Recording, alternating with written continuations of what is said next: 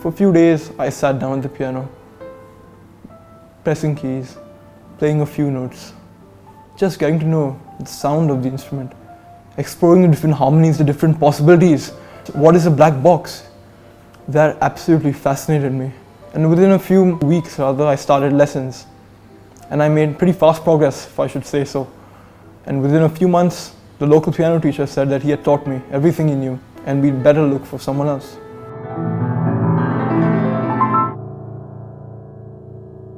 Hello, my name is Shivank Menon. I've been playing the piano for the last 4 years, since I was 11 years old. Before that, I did have an ongoing interest in music, and I had tried different instruments. And there had always been a piano in my house.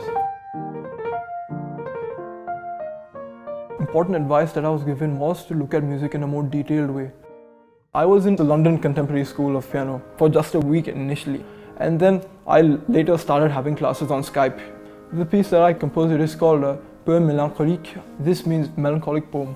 This piece, it arose out of a few improvisations. The main melody of the piece, it was something that it was very often ringing in my ears right after that, and thus it formed the basis of many improvisations.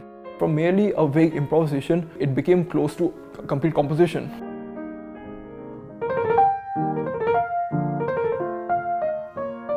I had grown quite enchanted by different types of music, extremely diverse types of music. For example, I used to listen to jazz, songs of Frank Sinatra. I used to listen to progressive metal and other such very different forms of music. At the same time, I just started to come across classical music, Western classical music on YouTube, etc. It drove me tremendously, and that soon became the music that I preferred most, the music that I loved most.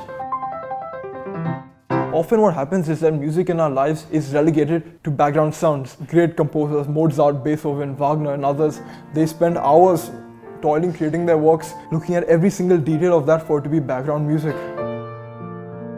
Passive listening does not work. If we engage in passive listening with this sort of music, we may get the impression, yes, this is extremely boring.